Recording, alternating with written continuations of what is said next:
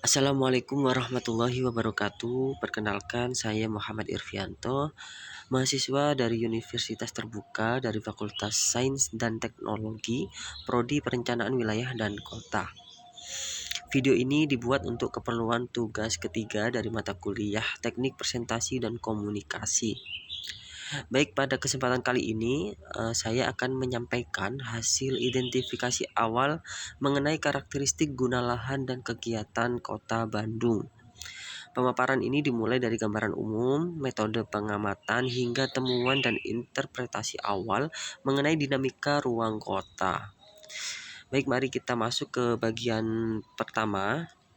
Kita pahami latar belakangnya dulu, bahwasanya Kota Bandung merupakan kota besar yang mengalami pertumbuhan yang sangat cepat. Pertumbuhan ini memicu transformasi fungsi ruang sekaligus meningkatnya intensitas kegiatan masyarakat.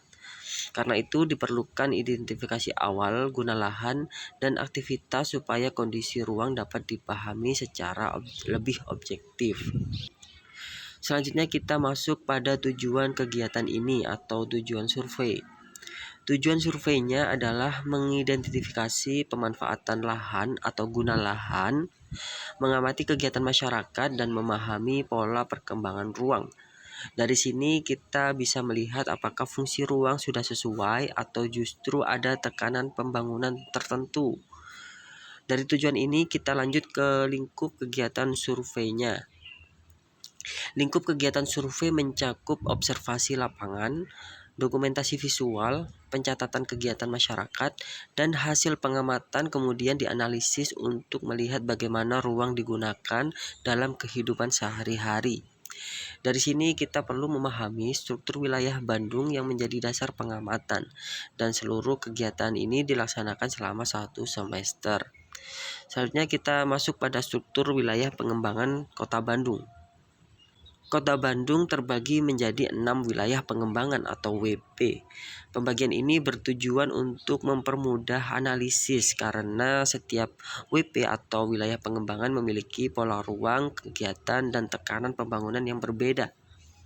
Dengan memahami wilayah pembangunan atau WP ini, kita dapat menentukan titik pengamatan yang lebih representatif sehingga analisis dan pengamatan lapangan menjadi lebih terarah.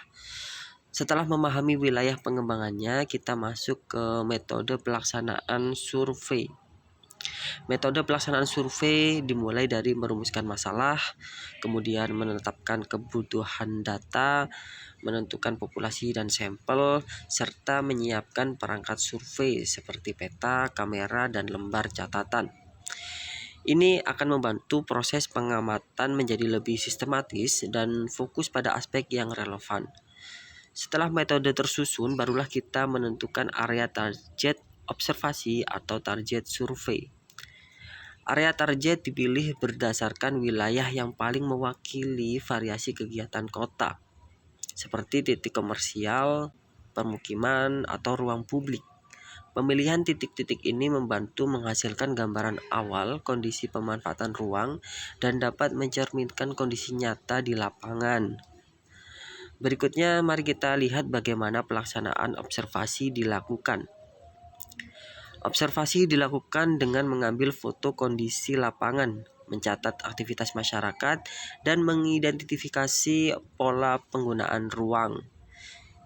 Hasil lapangan inilah yang menjadi dasar untuk memahami bagaimana lahan benar-benar digunakan.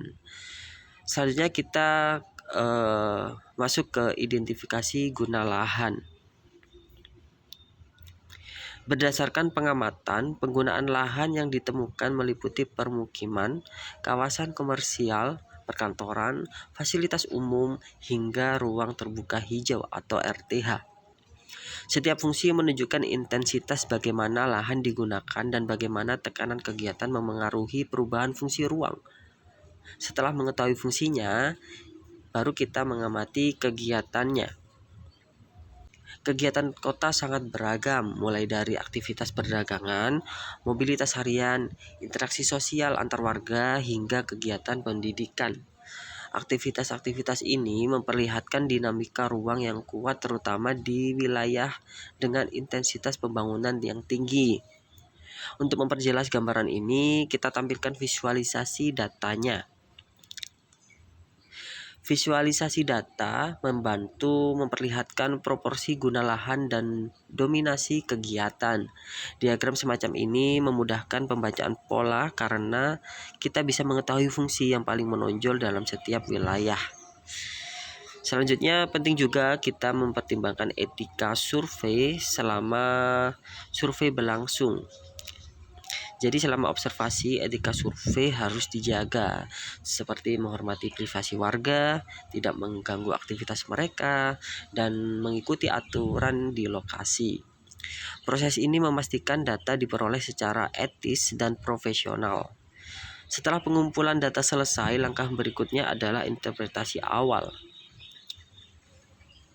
Interpretasi awal menunjukkan bahwa beberapa fungsi ruang sudah sesuai dengan peruntukannya, namun ada juga wilayah yang mengalami tekanan aktivitas cukup tinggi, sehingga memicu perubahan fungsi. Pola ini menjadi dasar pemahaman dinamika Kota Bandung. Dinamika ini memberi gambaran awal tentang arah perkembangan kota. Selanjutnya kita simpulkan hasilnya. Secara keseluruhan, Kota Bandung merupakan kawasan yang sangat dinamis dengan keberagaman guna lahan dan intensitas kegiatan yang cukup tinggi. Identifikasi ini penting sebagai landasan analisis dasar perencanaan ruang dan juga perlu diperbarui secara berkala untuk mengikuti perkembangan kota. Demikian presentasi yang dapat saya sampaikan. Saya sampaikan terima kasih atas perhatiannya dan saya akhiri. Wassalamualaikum warahmatullahi wabarakatuh.